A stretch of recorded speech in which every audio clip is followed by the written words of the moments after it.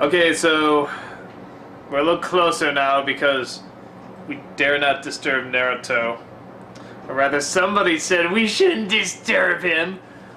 I was all fine with just sitting on him, but somebody was like, no, don't do that, because he's a living being and we don't want him to die.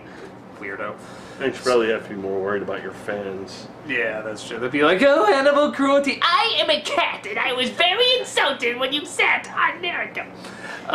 Okay, this is Guardians of Sunshine, and I really like this one because this is one where they go into a video game world and they get all sort of 3D pixelated and very Minecraft, it looked like to me.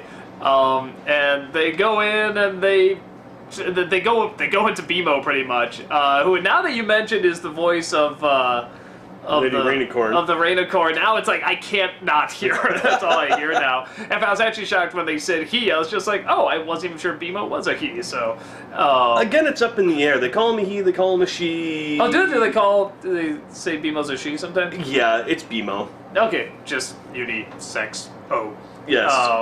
Is that actually how the name is spelled too? It's just the letter B and then MO? Yes. That's pretty fine. Okay. And they go in, which... what I do like about this is that it does sort of... I think anyone that's played video game has said this, and I'm sure we said it too, is like, if I was there in real life, this would be a lot easier. This game is what's wrong, and it's like, yeah, jumping over a pit of lava and stuff, like, really easy, and fighting something with a sword, yeah, really easy stuff. I know my physical limitations. I would know I'd not be able to jump over a pit, or slay a dragon, or even win in a street fight, or... run in track and field. So no, I've never actually thought that ever. I think it's more like, you know, like a glitch in a game where it's like all you have to do is like get close to the edge and just do like a little jump or walk across, but there's like a glitch or something. And it's like, if this was real life, I blah blah. But that's not usually what we talk about. We talk about the stuff like you say. Like if I was really there, it's like, no, we'd be dead. I could totally take on like 20 people. I'd be fighting in Tekken, and man, I'd kick all their butts. Yeah.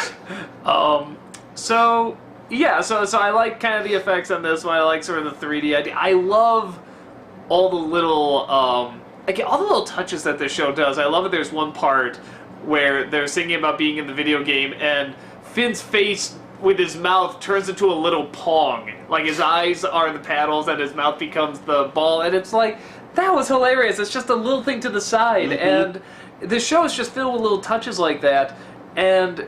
Every time we start talking about this too, in between, while I was looking at story, there's always like 6 or 7 people that work on the story. Is it just something where they put on there, hey, we all sort of work on this season in general, so we all sort of work on stories or just get little tidbits here and there or something? Or is it literally like they all come together on one episode, do it, and then go to the next episode like all equally or whatever? Do you know? As far as I can tell, and no, I don't know facts. Don't yell at me and say I'm wrong, because I'm not saying I know exactly.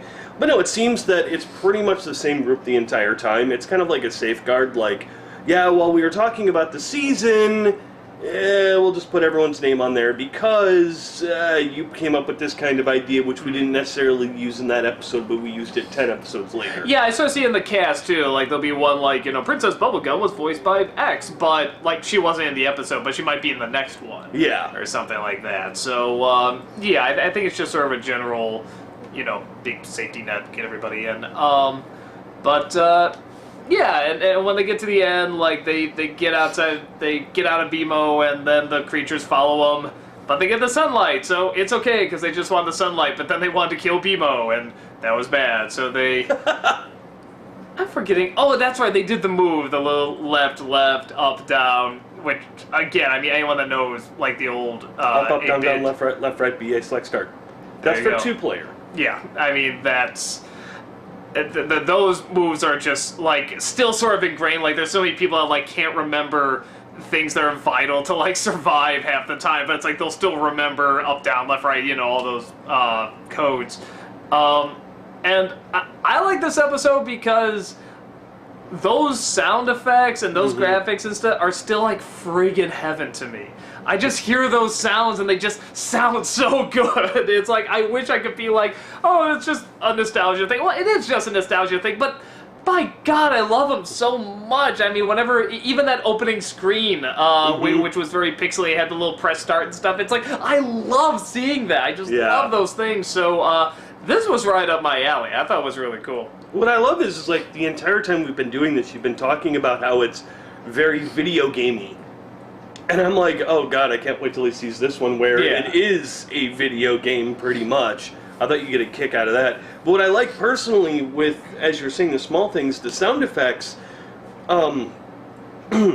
because I'm so used to nowadays hearing like the sound effect when someone gets something, it's the Sonic getting the ring or Mario getting the coin. Yeah. In this one, it's like all pretty much Atari or ColecoVision or Intellivision sound effects. Yeah, they're very, especially there's one point I think at like the game over, they sound like this really, really low beat, and it's like, maybe that's why I liked it even more, because it's sort of bringing up these memories. It's like, I totally forgot about these sounds, you know? It's like, I love hearing them again, though. Some of them reminded me of Berserk.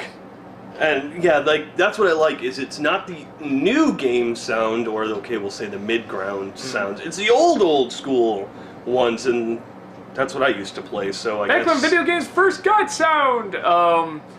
But yeah, I mean, there is sort of more of like a nostalgia for that, because it is like, I mean, Atari for me was like the first system I ever played pretty much, and so yeah, hearing those sounds, it is just like, it's pure nostalgia. I know it is, but I love it. I just think it's great. Yeah. So yeah, trying to think, not too much else. I mean, it's good. I like the layout of the world and making it all green and how they're pixelated and stuff like that. And look at my arm, or look at me. Yeah, I'm like made out of math. Yeah, the zeros and ones and stuff was really clever, and I like how Jake can sort of pixelate himself in different versions, and sort of whenever he moves, it's very in blocks and stuff. So no, I thought it was good. I thought it was really funny and really clever. I like when Jake jumped off and he comes back and he's like, hey, I had another life and all that, and he's like, oh, okay, we've got to be very careful, and Jake's just like, jumps off again. Yeah, like that's even, he's just like, wee! Like he wasn't even trying to make it across, he just jumps in again. And then he's dying and he's like, I'm burning! And he comes back and he's like, hey. Also, what I also really enjoyed is when Finn and Jake, or when Finn is playing the game initially on BMO, and he gets eaten by the frog, and he gets pooped out in this little disc. Yeah, no, that was really And then he actually gets eaten in the game, and he gets pooped out himself. And I'm like, wow, frogs pooping. Don't see that very often. Pixelated frogs pooping. Yes. So... Poor BMO. And poor BMO. Finn definitely did not learn his lesson this time around. Yeah, okay, that was the one thing that did sort of throw me out too. If once BMO does the little move, what was going to happen to them? Well, did they get thrown back into the game, or no? He's trying to kill him. Wow, that's pretty harsh for BMO.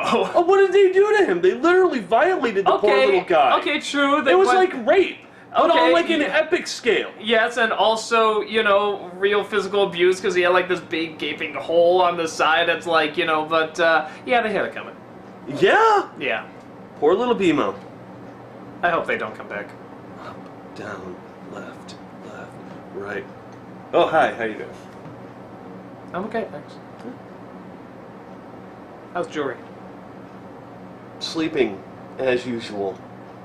At least now she's not snoring. Wait, we already called him Naruto, so that won't work. It's a cat? What do you... It's a cat that can be flatter. I'll take care of that. See you next time.